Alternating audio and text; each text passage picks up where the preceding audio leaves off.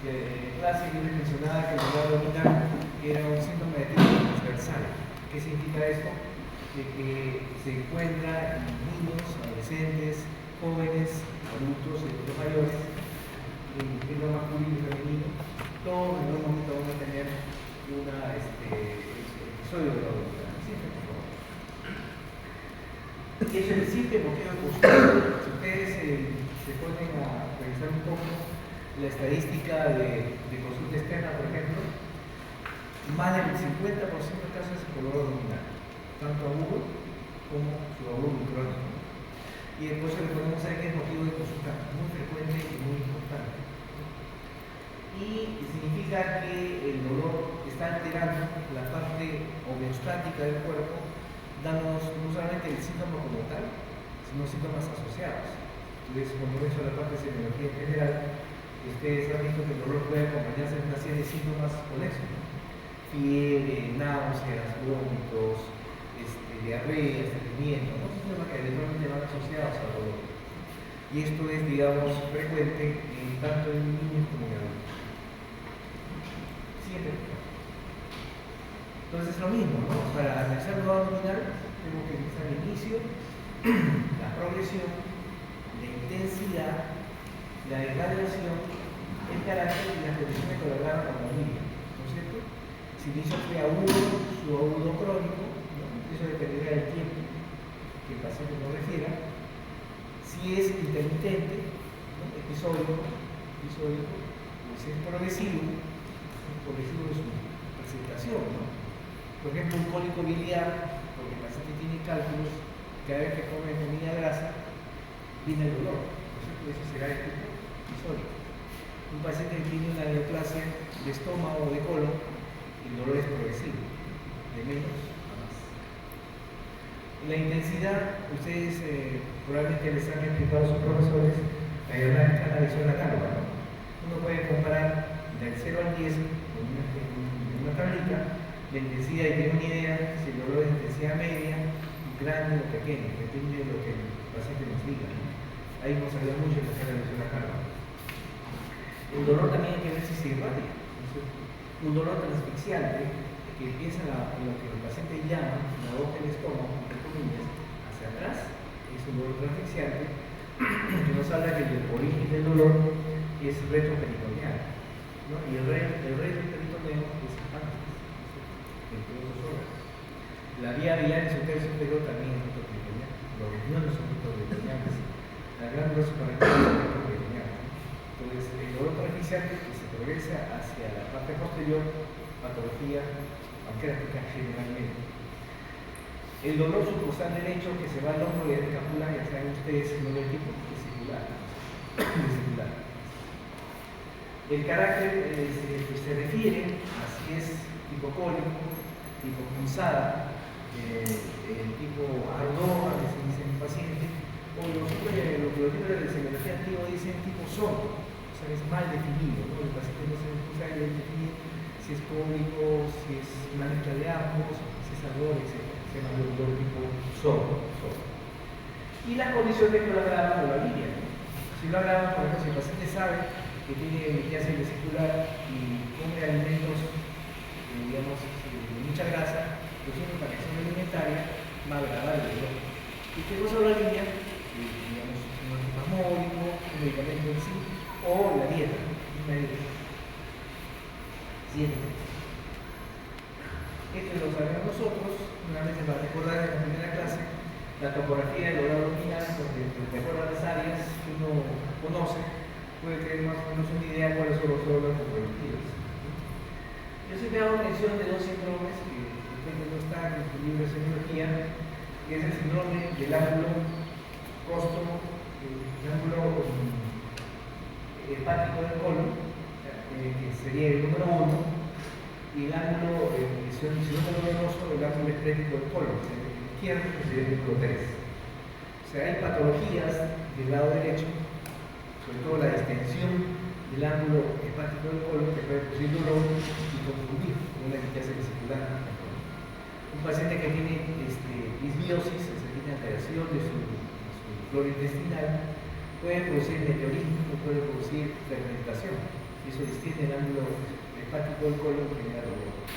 Igual ocurre en el lado izquierdo, donde tenemos el vaso, tenemos el riñón, el ángulo esplénico del colon también se puede distender. Entonces, esos dos síndromes que a veces no se encuentran en la literatura médica, en los libros de texto, tengan presente ya no se lo diferencian. Siempre, por favor.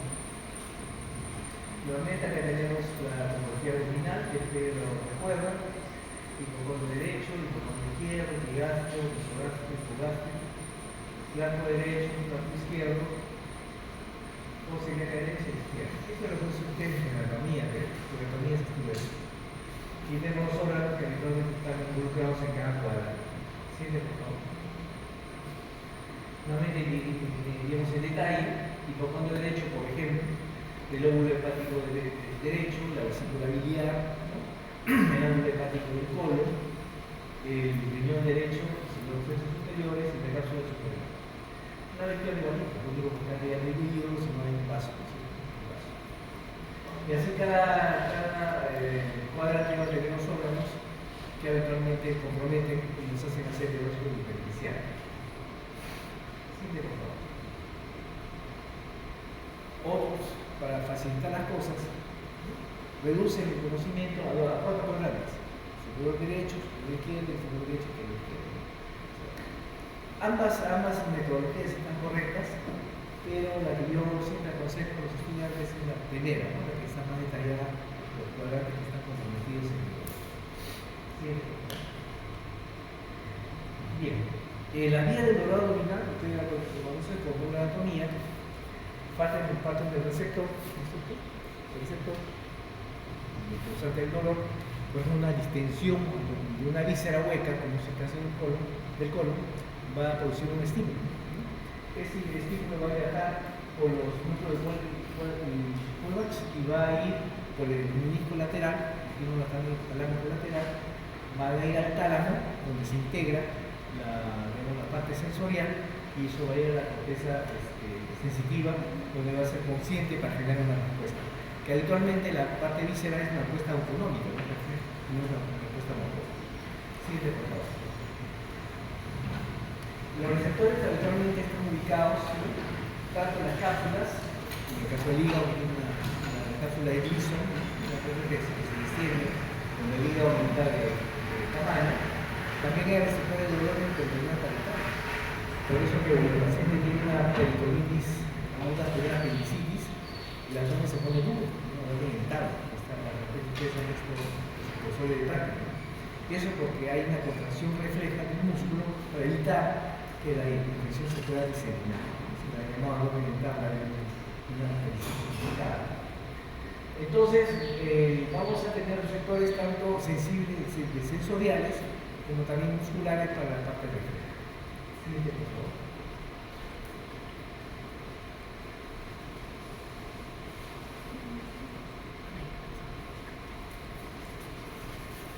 El sistema nervioso tiene una inervación de tipo intrínseca.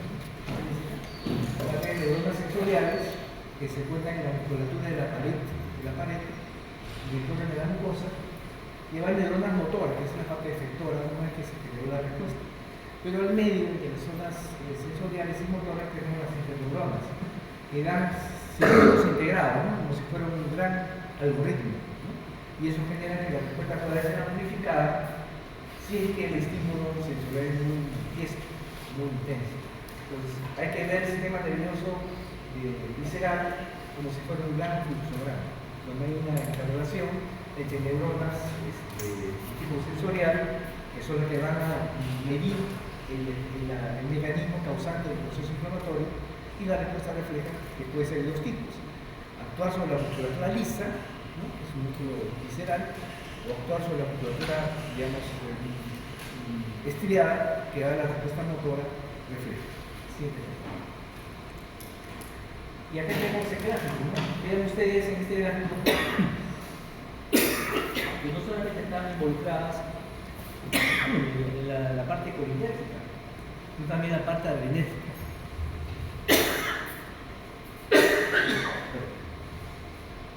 Significa que el sistema tanto parasimpático como simpático está involucrado en las respuestas tanto sensoriales como motoras. Siguiente, por favor. Ahí lo vemos. Cómo se va integrando la respuesta desde la médula sacra, por ejemplo, que va a la parte final del tubo digestivo, se integra en la médula columbar y se integra en el bulbo raquídeo gracias al nervio vago, que es el nervio más importante que regula el sistema parasimpático del tubo digestivo. O sea, el estímulo puede venir, el estímulo puede venir desde la parte distal, donde está la zanahoria rectal.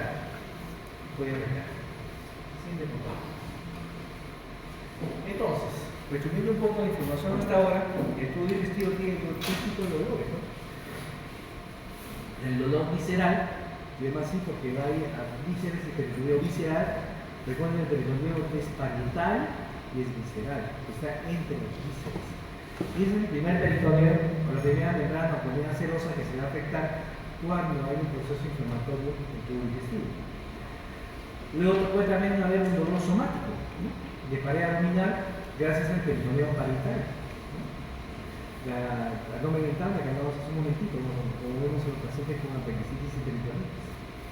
Y un dolor referido por dermatomas, ¿no es cierto? El dolor que hablamos al comienzo de la clase, que se va al hombro, en el caso de la vesícula, o que se va hacia atrás, en el caso del problema pancreático, son dolores referidos gracias a la integración de las dermatomas. Bien, ¿qué cosas pueden llevar a dolor en el tubo digestivo? Dos tipos de mecanismos muy importantes, ¿no? El primero es el de distensión o estiramiento. Significa, por ejemplo, que el paciente tiene un problema inflamatorio intraluminal en el colon, este se va a distender y esa distensión va a generar una primera respuesta sensorial que va a ser integrada a nivel de la vía medular hacia el tálamo y va a generar una respuesta en la corteza sensorial. ¿No? Por ejemplo, el cólico hepático renal. Por ejemplo, muy importante. Ambos son vísceras buenas. La obstrucción intestinal también es una causa importante de dolor de tipo de distensión y estiramiento. La extensión de las cápsulas, ¿no? La cápsula de Wilson, ¿no? La fase gelota también se puede distender. Y en la situación de Buchiari, que es una cuestión trombótica de las suprahepáticas, también puede producir distensión de la cápsula de Wilson, la cápsula hepática. Inflamación isquémica. Acá hay un mecanismo ya diferente, ya no es distensión, sino que como consecuencia del proceso inflamatorio intraluminal se van a eliminar mediadores inflamatorios, como el caso de la serotonina, la glucina, la sustancia B y prostaglandinas, que tienen estimulación sobre el sistema nociceptivo. Eso va a generar cambio del pH. Y ese cambio del pH va a generar también cambio de temperatura y va a llevar a la isquemia. Ejemplo de esta condición es la isquemia mesentérica, ¿no? Por problema de la arteriosclerosis, por ejemplo, en la gente mayor, la circulación arterial no llega adecuadamente a las vísceras, genera cambio de acidez local, cambio de pH, y eso va a generar una lesión de tipo isquémico, una lesión con dolor abdominal, y enfermedad vascular isquémica del anciano.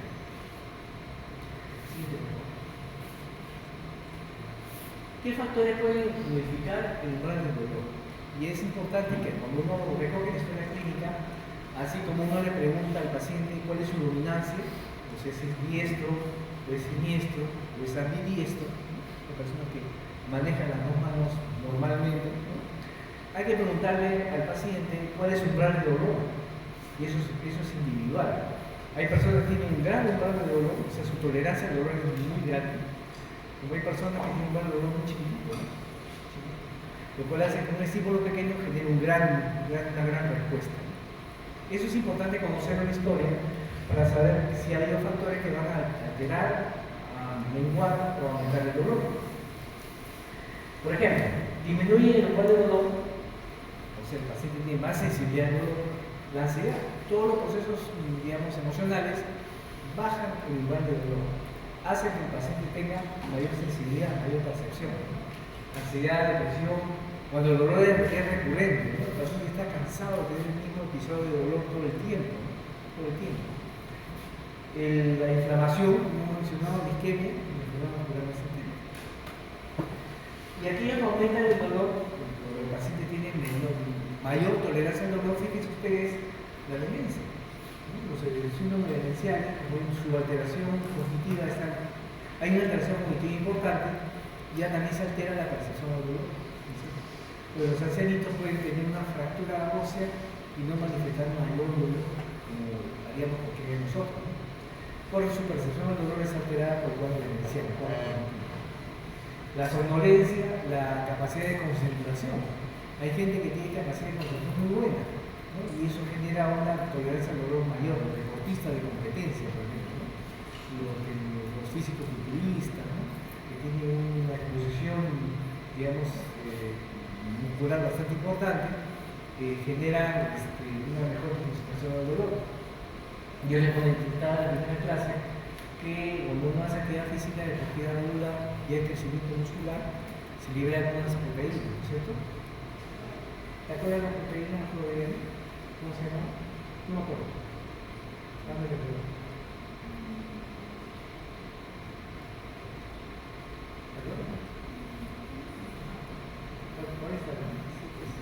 ¿Alguien se acuerda el nombre de las proteínas? Que les mencioné en la clase teórica. Mioquinas. Las mioquinas se liberan con cada crecimiento muscular por actividad deportiva. Esas mioquinas viajan hasta el cerebro y hacen que su percepción, su funcionamiento cognitivo mejor. Por eso es que a las personas mayores siempre se les sugiere, dentro de su protección por la edad, hacer actividad física no solamente aeróbica de caminata, sino también de fuerza y presión. Al hacer fuerza y presión aumenta la masa muscular, o la tercera por lo menos, y las mioquinas ayudan a regular la parte cognitiva. La estimulación simpática también es un factor que mejora la percepción del dolor, baja el nivel de dolor.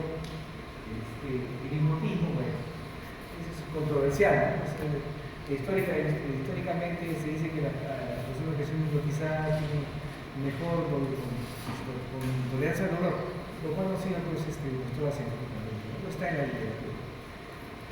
Y usar placebos como analgésicos también, ¿no? Cuando el paciente tiene dolor crónico, si uno utiliza una pastilla de talco o utiliza un medicamento que no es analgésico y el paciente está recibiendo algo, genera una mejor tolerancia al dolor.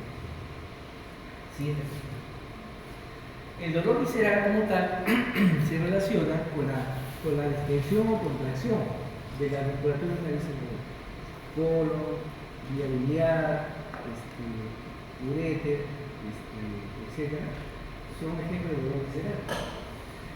El estímulo, fíjense ustedes, se transmite a través de fibra C, que son venos esplácnicos. Es un dolor mal definido, mal delimitado. Y el dolor generalmente se refiere al epigastrio, donde está el plexo solar. Ustedes van a la anatomía del plexo solar, ahí se inicia, digamos, la concentración de todo tipo de dolor visceral. La cualidad del dolor es el dolor sordo y urémico, ¿no? Al comienzo. Y es responsable del dolor prototal. ¿Sí? El dolor somático o parietal, a diferencia del anterior, se genera en el neuronio parietal, que son inervadas por fibras espinales, que abarcan desde D7 hasta L1. El estímulo es inflamatorio, por una peritonitis, por ejemplo. Se transmite a través de fibras A, que son fibras mielínicas, bien localizadas, responsables del dolor epicrítico o dolor bien diferenciado, ¿cierto? O sea, el paciente que tiene una apendicitis aguda en evolución empezará en el epigastrio, el plexo solar. Como ustedes han aprendido o van a aprender ahora, el dolor viaja hasta la fosa ilíaca derecha. ¿Sí? De un dolor de tipo visceral a un dolor de tipo somático parietal, de dos mecanismos diferentes. Siempre y cuando el apéndice esté en su sitio. Ustedes han aprendido con anatomía que el apéndice puede no estar en la fosa ilíaca derecha, ¿no? Puede estar al centro, puede estar arriba, llamado apéndice retrocecal ascendente. Entonces el dolor ya no se refiere hacia la fosa ilíaca derecha, sino hacia zonas subcostales y puede marcar una diagnóstico diferencial. manifestaciones con problema vesicular, por ejemplo, o cólico lateral. Cuando nos enteramos, hacemos una tomografía y ya vemos que la apéndice está arriba. Antiguamente no había tomografía y la única manera de enterarse es cuando el paciente entraba a una laparoscopía exploradora y el cirujano se sorprendía que la apéndice no estaba en su sitio de trabajo. Normal. Siguiente, por favor. El dolor referido es un dolor, digamos, también mal definido, que significa que se pone, digamos, en juego los rematomas, que son estructuras, digamos, somáticas, que tienen también una traducción a nivel, así como el músculo de Penfield, que ustedes recuerdan por la anatomía, que nos indica más o menos el compromiso isquémico del paciente, una cara grande, una lengua grande, un brazo más pequeño, una pierna chiquita, es el músculo de Penfield. También estas zonas dermatomas tienen una traducción anatómica cerebral.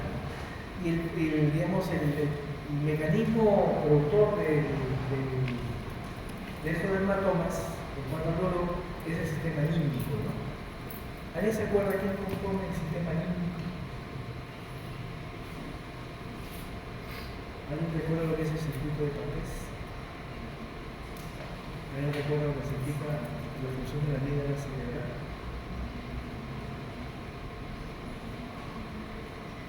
¿El hipocampo? El sistema límbico es un sistema, interesante que acabo de mencionar, que no solamente tiene que ver con la memoria, sino también tiene que ver con la traducción del dolor cerebral. Entonces, los dermatomas se explican desde el punto de vista neurofisiológico por interacción o representatividad de este dolor, digamos, de dermatoma a nivel del sistema límbico. Es el punto de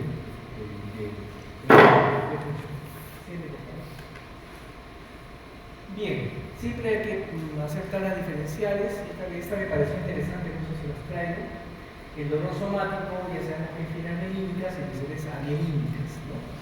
Fibras A y fibras C. El dolor es agudo y constante en el somático, ¿no? Empieza y termina. Empieza y termina. Empieza y termina. Cólico, ¿no? Cólico. Y el dolor visceral es urente, vago, mal definido, ¿no? Cuando empezamos en lo que es solar.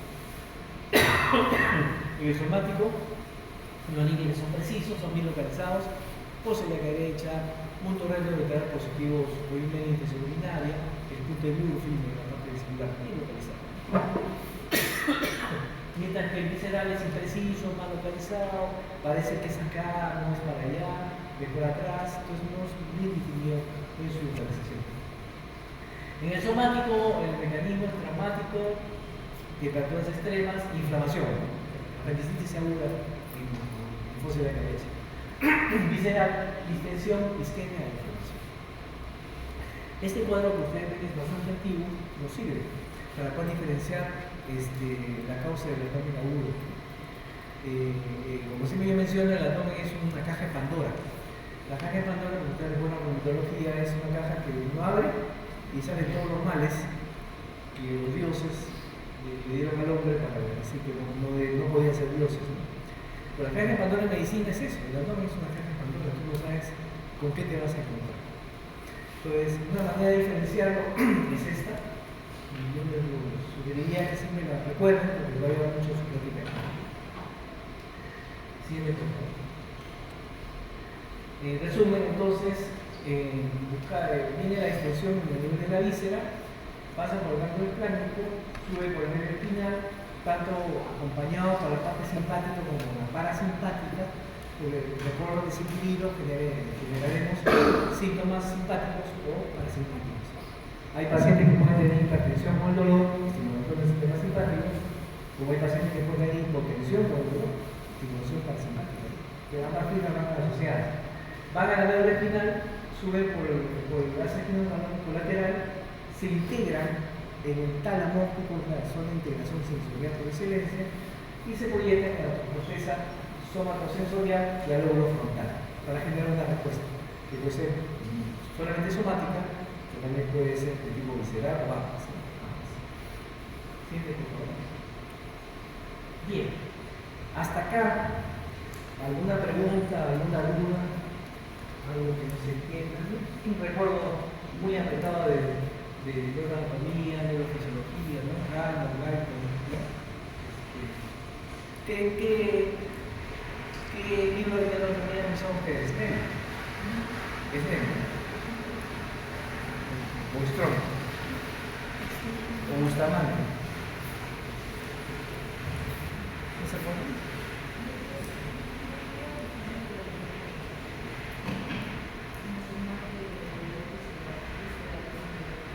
Claro, el visceral total significa que no lo puedes diferenciar bien.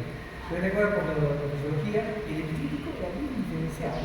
Por ejemplo, ustedes tienen un paciente con una disestesia localizada en el lado izquierdo. Te dice, ¿sabe qué, doctor? Cada vez que me pongo la ropa, el roce de la ropa me molesta, me baño con agua tibia, me molesta, me baño con agua fría, me molesta, no sé qué tengo. Día 0. Día 7, doctor, día 0 que tengo. Me han aparecido unas bolitas en la zona donde me considera el abdomen, y esas son las bolitas que me duelen. O sea, de lo que era protopático pasó a ser epicrítico. ¿Y cómo se llaman esas bolitas? Así como racimos de uvas transparentes con base enigmatosa, se llama herpesóster, ¿no? Entonces ya lo que estaba medio mal localizado, ¿no? Bien. Esa diferencia entre protopático y epicrítico. Muy bien, entonces pasemos a la segunda parte de la clase, que es el caso del dolor abdominal, clasificación y etiología. El dolor parietal puede llegar a ser o es epicrítico. O sea, es epicrítico el dolor parietal. Claro, o sea, si un paciente empezó con el dolor tipo neuropático en epigastrio, plexo solar, ahí me molesta, ¿no? Tú le dices, observe el dolor. Y a lo ya te llama así, dolor, se me ha ocurrido a la pelvis, y acá estoy pensando bien. Acá ese sería el tipo de epicrítico, ¿no? Apendicitis agudo es el modelo para dolor. Bien, dolor abdominal agudo y crónico. Estos términos de vida son muy variables. Ustedes saben que medicina no es una ciencia exacta. Cada paciente tiene una historia diferente. Usted puede tener 100 pacientes con hepatitis aguda y los 100 van a hacer una presentación y evolución clínica totalmente diferente. En términos, digamos, proporcionales, se ha dicho que el dolor abdominal agudo puede durar menos de 7 días. Mientras que el dolor crónico más de 7 días, realmente meses, ¿no? El dolor agudo puede ser intraperitoneal o extraperitoneal también. ¿Cuál es el peritoneal? Ejemplo de dolor abdominal crónico, empieza en ulcerosa. Entonces van a aprender que la enfermedad más frecuente en gastroenterología es la enfermedad funcional intestinal, llamado antiguamente colon irritable o colon espástico, ¿no? Pero hay una serie de variedades, y una de ellas es la displasia ulcerosa. Cada vez que el paciente come un alimento, se distiende el intestino y genera dolor. Eso se da una condición de tipo crónico, ¿no? Por ejemplo, ese tipo de intestino irritable y el dolor de origen indeterminado. Ese es un tema de la chica de libro, como siempre digo, porque hay pacientes que durante la evolución clínica empieza con dolor mal definido, no bien localizado, y a medida que uno va viendo en consulta se da dando cuenta que el dolor puede ser funcional o puede ser local. Porque vamos a aprender que hay una serie de enfermedades no digestivas que pueden debutar con dolor abdominal. ¿Alguien sabe alguna? Enfermedades no digestivas que pueden debutar con dolor abdominal. ¿Por qué? Y falta el miocardio que hay en la mano. ¿Algún otro ejemplo?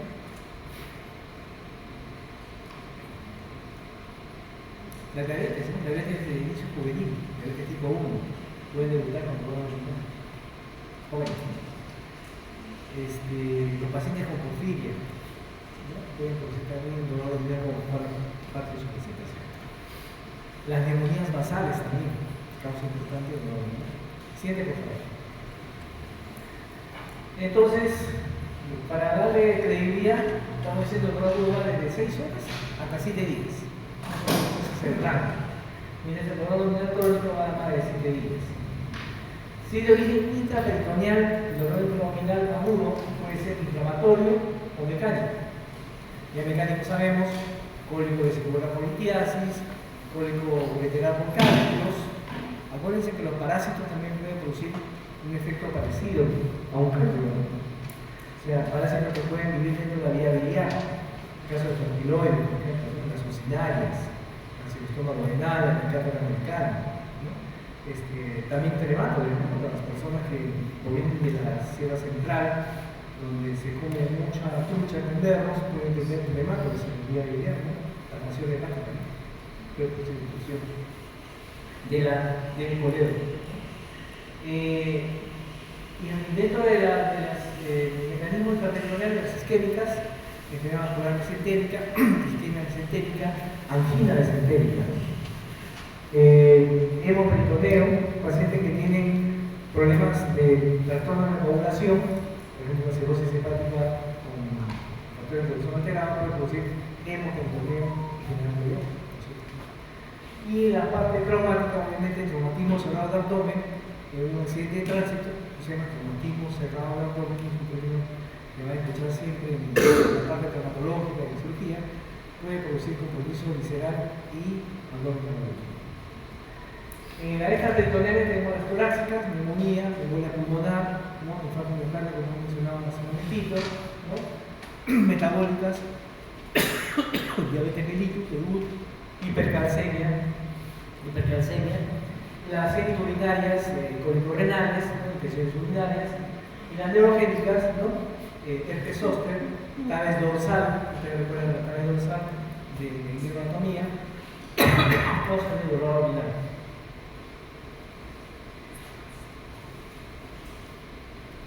¿Usted viene para la segunda clase? ¿Usted viene para la segunda clase? ¿Cómo es?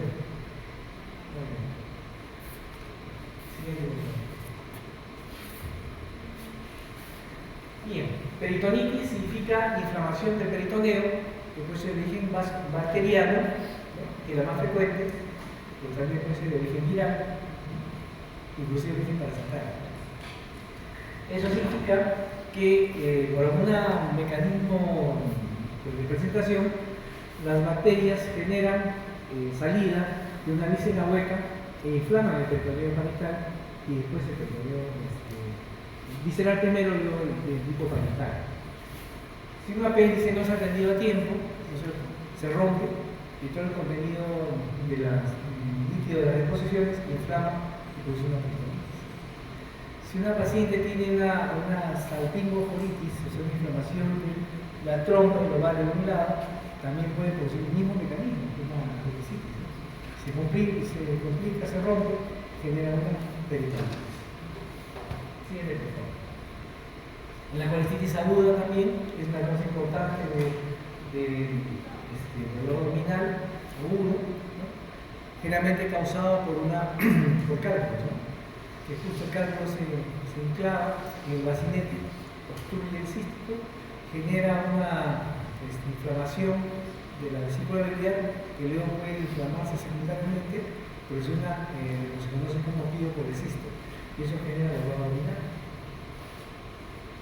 El siguiente, por favor. El apendicitis la hemos mencionado, ¿no? El tratamiento de la luz del apéndice por un fecalito, y ese fecalito genera inflamación de la estructura del apéndice y produce una peritonitis. Otras enfermedades inflamatorias que pueden producir peritonitis, lupus eritematoso sistémico, que es una enfermedad de colágeno, pero de una presentación clínica en la serositis. O sea, no hay una infección, sino hay un proceso inflamatorio. Y eso genera peritonitis. La fiebre mediterránea familiar, que es una rareza, es una letra chica del libro, no he visto ningún caso presencialmente, lo he leído, pero es una enfermedad que no vemos casi con ninguna frecuencia en Perú. La eritis mesentérica sí. Cuando usted va a una pediatría, ver niños con abdomen agudo, siempre permite no ser golpeada va a ser la eritis mesentérica, de origen viral. En el cambio del adulto, la eritis mesentérica es infrecuente. Es un dato para que ustedes lo tengan presente cuando estén por su pediatría. La úlcera péptica, sobre todo cuando la que es posterior, la que produce penetración o perforación, también puede producir peritonitis, pero ya no por salida de líquido, digamos, purulento, sino por líquido de tipo inflamatorio. Etiologías mecánicas: obstrucción intestinal por un módulo de sigmoides, por adherencias, puede producir también dolor abdominal. La obstrucción biliar por cálculos o por parásitos, ya lo mencionamos un momentito. Vísceras sólidas, cuando el hígado crece de tamaño, de una hepatitis viral aguda, por ejemplo. Entonces el hígado crece a mayor velocidad que la cápsula de Gleason, que se extiende la cápsula y genera dolor. Esto ustedes lo han entendido. Una perla para ustedes: cuando el hígado es inflamatorio, hepatitis viral, el hígado crece hacia abajo, conservando su forma de hígado. Cuando el hígado es tumoral, ya sea por cirrosis o por neoplasia, el hígado crece hacia arriba, deformado. Es una diferencia semiológica entre una hepatomegalia congestiva o infecciosa versus una hepatomegalia tumoral, incluido dentro de la tumoral la producida por monocirróticos o por necrosis. Siguiente. Origen estacional, la neumonía, sobre todo las basales, pueden confundir y decir que el paciente tiene dolor agudo de tipo intraabdominal y de origen tumoral, por la estimulación de la pleura de tipo parietal y visceral. La pielonefritis aguda también puede confundir, es decir, que el paciente tiene un abdomen doloroso de origen intraabdominal y lo que tiene es un problema de tipo retroperitoneal y una pielonefritis aguda.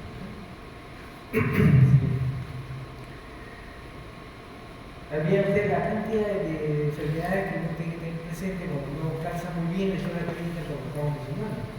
La parte torácica: neumonía, embolia pulmonar, infarto, pericarditis aguda.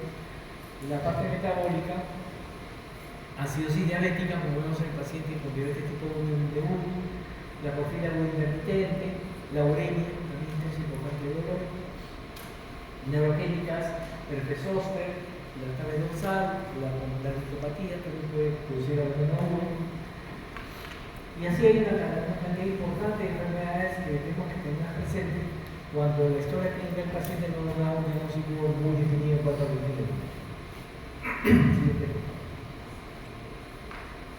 infarto agudo miocardio es alrededor del 50%, sobre todo en lo que hay de reumática. Siempre debemos recordarlo. Cuando vemos que el dolor no es muy característico de un movimiento abdominal y el paciente tiene un factor de riesgo para infarto, paciente obeso, hipertenso, diabético o una combinación de ambos, no es una pérdida de tiempo tomar un electrocardiograma y ver si tiene lesiones isquémicas en dedos de TCAF, que son la cadena famosa del corazón, y nos puede ayudar a un mejor diagnóstico. Las neumonías, fíjense, sobre todo las basales, pueden asociarse a náuseas, vómitos, diarrea y pérdida de peso y por irritación pleural. La embolia pulmonar también causa importante dolor abdominal, sobre todo en los pacientes que tienen algún tipo de riesgo, como embolia pulmonar, pacientes postrados, pacientes obesos, pacientes que tienen una insuficiencia venosa pulmonar periférica importante, pacientes que están teniendo alguna neoplasia en evolución, entonces está viendo como la vida, puede tener también embolia pulmonar y eso es el causa del dolor abdominal. Policorrenal, un característico va desde la zona lumbar y por los nervios autónomos genitales mayor, medio y menor, va hacia la zona testicular. Eso el dolor se refiere hacia la zona genital. Y característicamente el dolor aumenta en el reposo y disminuye la actividad. Es una característica del cólico renal, ya también conocido como cólico nefrítico, así se le conoce en inglés. El infarto renal, muy parecido al cólico renal, ¿no? La pielonefritis aguda, dolor en la zona lumbar, puntos renal-laterales positivos, y que además el paciente tiene fiebre, escalofríos, náuseas y vómitos. Puede o no tener molestias urinarias. La pielonefritis puede empezar de nuevo en la célula renal y el paciente no manifiesta disuria, prolacturia, municipal. O sea, no hay un síndrome miccional asociado. puede solamente ser fiebre, escalofríos, náuseas, vómitos y dolor muscular. Digamos la historia más o menos característica de una peritonitis aguda que inicia en el riñón mismo. O sea, si el paciente tiene un problema inflamatorio en la pared renal, la etiología, ahí puede empezar el problema y no tener asociado el llamado síndrome miccional, que es disuria, urraquia, edema vesical y esternudio. Son 4 características del síndrome miccional. Siguiente, por favor.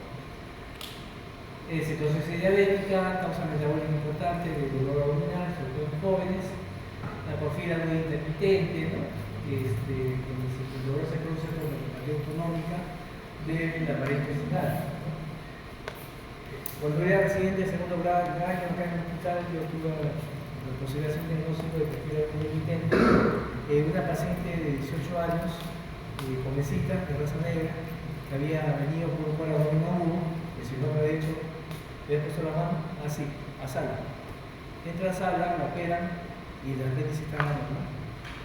Hay un porcentaje de apendicitis aguda que puede ser con diagnóstico de ingreso a sala de operaciones, el diagnóstico no fue apendicitis sino otra cosa, y el apéndice sale normal, 20%. La historia es que una vez que sale del postoperatorio, la paciente se vuelve a quejar de dolor, tal y como no lo habíamos operado. Eso fue al día siguiente de la cirugía. Entonces, ya se notó un poco que entró en trombo porque dijo esto, yo lo operaba y sigue con el dolor. Esto es otra cosa, que llame al internista. Entonces, así es. Que llama al internista, yo me siento y el abuelito estaba sentado acostado en la mierda, cuidándome, el abuelito dormía. La paciente seguía con dolor y busca alguna explicación y empieza a convulsionar. Entonces, a ver, el alboroto, el abuelito se despierta y me dice tanta cosa por una convulsión. Todos en familia convulsionamos. Y ahí pues se cambió el window. O sea, tú dices, va a dominar referente a las convulsiones, debe ser porfiria. ¿Cómo se hace el diagnóstico de porfiria?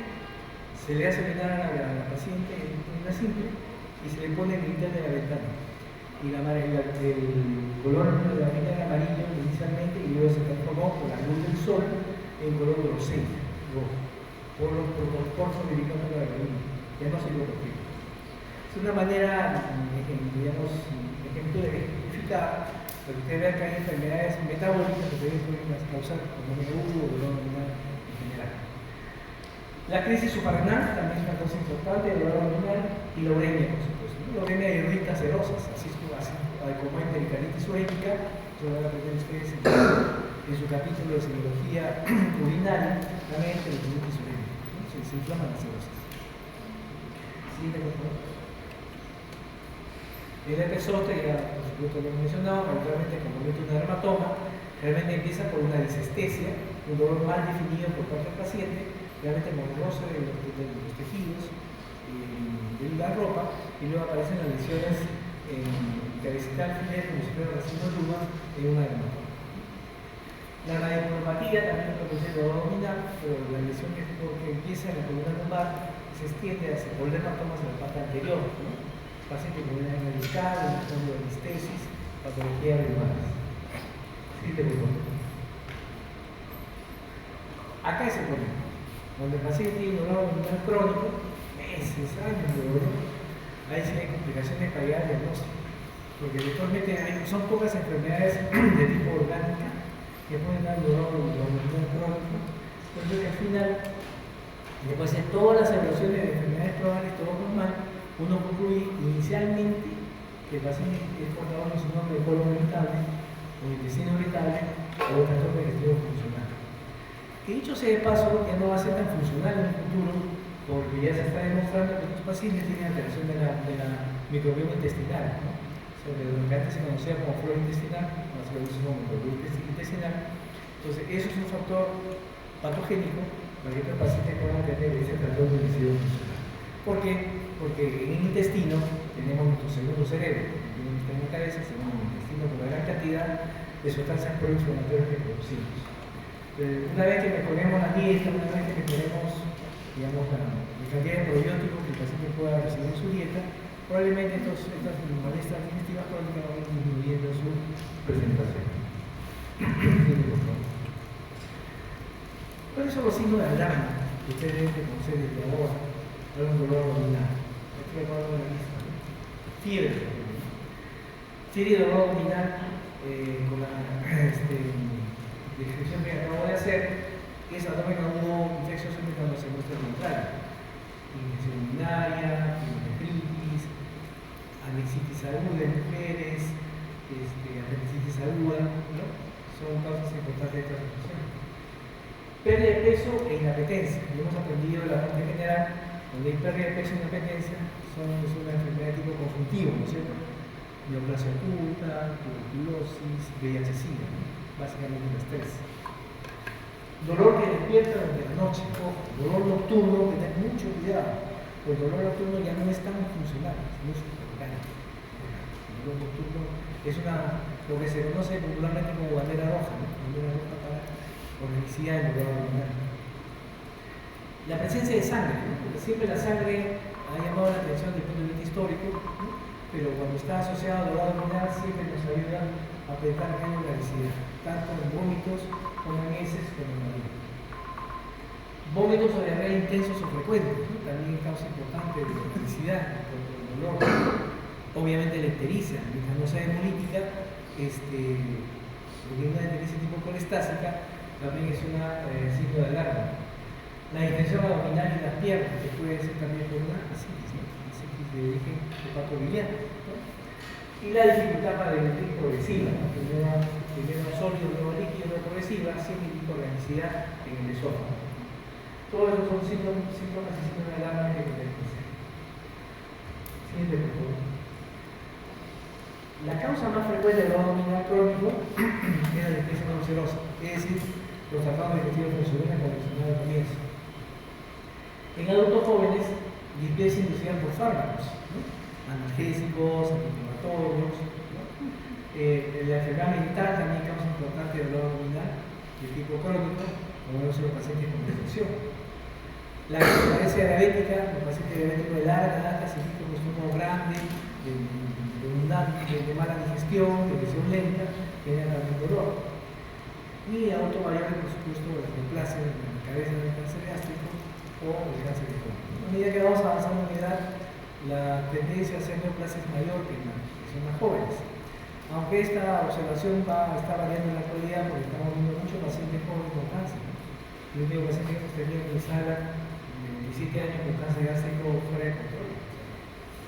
27 años, están empezando a vivir, ¿no? Por la mitad de la clase. Pues mi teoría combinacionista cuando comencé en la clase que COVID era lo que era despertar genético de la clase. Bien, en la análisis recordar siempre la afiliación, la edad para calcular las enfermedades más frecuentes, que son un dolor. Siguiente. La profesión es importante, ¿no? El trabajo gastronómico, la cerveza alcohólica, ¿no? Es frecuente los que trabajan con alimentos que puedan utilizar alcohol como un mimetizante para seguir adelante su trabajo. Los obreros en Argentina, cristianito, habitualmente acá tenemos cristianito, y los ganaderos artesanales en la sierra. Patología no rectal en las personas que están, digamos, trabajando frecuentemente sentados, ¿no? Obreros, choferes de ómnibus, camiones de automóviles. La progresión de control de concentración cíclica, ¿no? Tener ulcerosa, infectable, ulcerosa, médicos, enfermeras, tecnólogos, ¿no? mucha estrés, mucha tensión. Personal de salud, hepatitis viral, sobre todo por los accidentes, ¿no? Accidentes multipolar, vías endovenosas y pacientes con factor de presencia de hepatitis en su estructura. Yo siempre me preguntaba, ¿de qué manera uno se contagia más? O sea, ¿qué es más patogénico? ¿Contagiarse con hepatitis viral o con VIH-Sida? Entonces, empecé a buscar el argumento, el médico de la Federación de Sorpresa.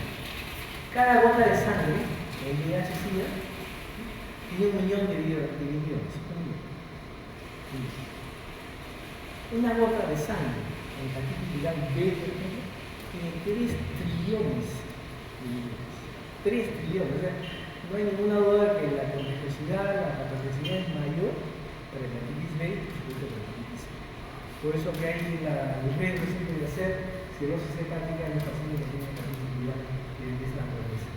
Con VIH sí da un milloncito nomás, pero con hepatitis viral 3 trillones. Un montón de inóculo viral que uno puede tener. Siguiente punto. La raza, muy judío, falla inflamatoria intestinal, en asiáticos, cáncer gástrico, de hígado y también de esófago. Lugar de procedencia, acá tenemos mucho paciente de tanta con ganado, tisteatínico, tanto pulmonar como hepático, ¿no?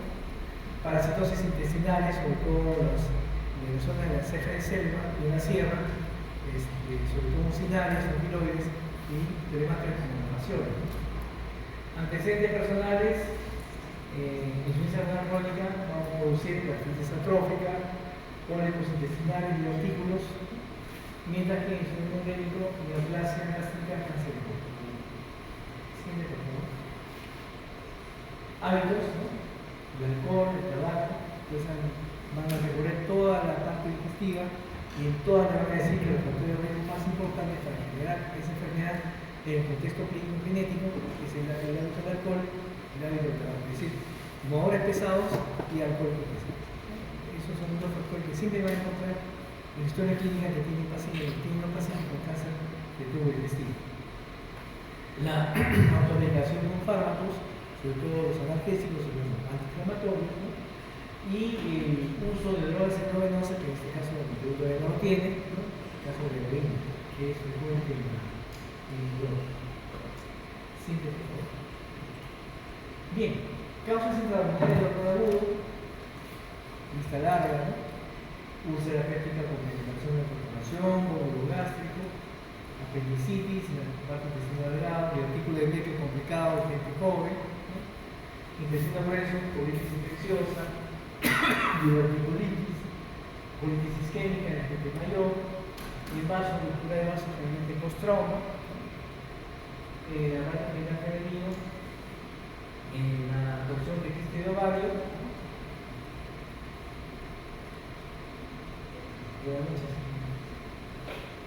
embarazo ectópico,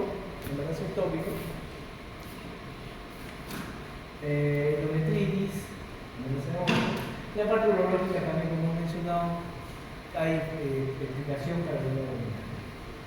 Una lista que poco a poco ustedes van a ir memorizando, no se angustien, que también pasa por lo mismo, porque todo se acaba acá con ustedes, uno se nubila, ¿no? Pero poco a poco, a medida que vayamos jalando los exámenes, vamos a ir aprendiendo la lista de listados que ustedes presentan. Sí. Causas extraabdominales de dolor agudo, torácica, que nos hablaba, infarto del miocardio, el motor, la neumonía nasal, los puntos más frecuentes, metabólica, diabetes, hiperpar, cetoacidosis, porfiria, intoxicación por plomo ya no se ve, muy poco se ve ahora como antes, porque ya los soldaditos ya no son de plomo, los soldaditos que juegan los niños son de plástico, ¿no?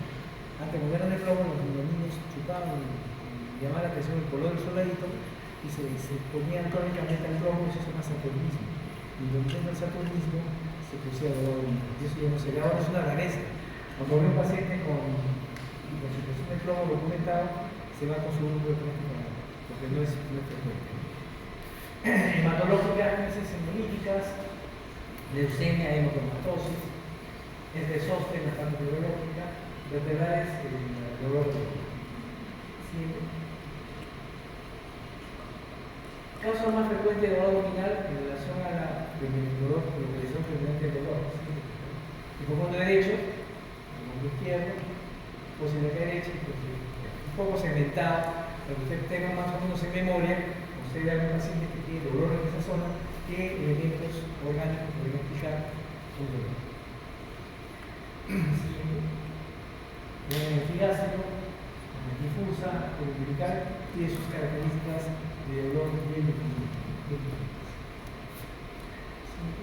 Bien, vamos a hablar un poco de esos son síntomas.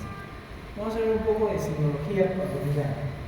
En eso traigo unas tabletas que le va a ser útil.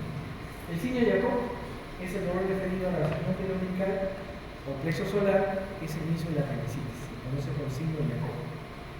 El signo Rowe es el dolor repetido de la epigastral al inicio de la apendicitis aguda. Entonces, un paciente con esta condición puede tener loco o Rowe dependiendo de la zona de inicio del dolor. ¿No es cierto? El dolor de tipo neuropático, mal definido, etc. El signo de la FOD es el que vemos en los pacientes que tienen colecistitis aguda, que se dirige al hombro, publicación del criterio. El signo Romberg-Houchy, el dolor en la cara interna del músculo de la rodilla, está asociado a hernia coronaria, o sea, patología muscular de la pierna. El loco gimnasio que se fue a hacer sus pesas y pasó de 14 kilos a 28 para demostrar a la novia que era fuerte, y al final termina con una lesión en la hernia coronaria y la novia se va con el que te da la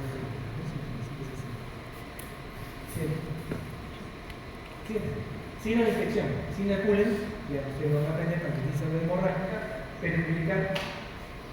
Ojo, que el signo de Cullen fue descrito históricamente para la pancreatitis hemorrágica, pero cualquier condición que produzca sangrado intraabdominal le puede producir signo de Cullen. Por ejemplo, si ustedes tienen una trombosis de la mesentérica que sangra, van a tener Cullen, ¿no? Como parte de la diferencia de gente mayor y gente de salud. Un brazo tópico roto en mujer también puede producir el signo de Cullen. El de Grey Turner es lateral, no es periumbilical, sino lateral, las mismas causas que mencionamos. A la amputación, signo de Dance, es la ausencia de fluidos intestinales en el cuadrante inferior derecho, que es característico de obstrucción mecánica, generalmente intususección. El signo de Brenner se siente sensible y hay un ruido metálico al roce detrás de la cruzada posterior izquierda, producida por la acumulación de burbujas en el estómago y el encéfalo. Signo de Brenner. En Yakuchev, en el epigástrico, el pasaje de burbuja de aire a través de la fístula gástrica de una úlcera gástrica de la particular. Son signos, digamos, muy clásicos. El signo de Mamurne, es el signo característico de la fosa de la derecha, uno presiona con el dedo y produce dolor. El signo de Aarón, que es producido por la relación del corazón con la formación del signo de Mamurne. El signo de Aarón, ¿no? que produce ascenso del testículo derecho por formación del músculo cremaster, también la apendicitis. El signo de Bloomberg, rebote, ¿no? O sea, uno presiona la zona del fosa de la derecha, suelta los dedos y hay dolor. Peritoneito hipotensado. El signo Rossi, dolor en la fosa de la derecha, al presionar la fosa de la izquierda. O sea, presiona el lado izquierdo y todo el contenido digestivo gaseoso se va hacia el lado derecho, que es el dolor. Signo Rossi. En el prueba del psoas, ¿no? El paciente lleva la pierna con la cadera, mientras el examinador presiona hacia abajo el cono, ¿no? Y eso genera dolor. Apendicitis retrocecal, signo característico de esta condición. El signo del obturador, ¿no? se eleva la pierna flexionada, altura de la cadera, y se le gira la pierna de forma lateral. Si hay dolor, signo también de apendicitis. El signo del mango, ¿no? Se le dice al paciente que se ponga de pie y haga esto, ¿no? Golpee sus talones. Como está haciendo o sea, golpea los talones, decirle de la cara. Eso es signo de apendicitis. El signo de Kern, ¿no? El dolor que se irradia a la fosa al ojo izquierdo, característico de una clínica, litiasis renal y brazo tópico, eso es en el pulmón izquierdo, en el derecho, el signo de Kern. El signo de Murphy, lo mismo, por el lado derecho, con la patología vesicular.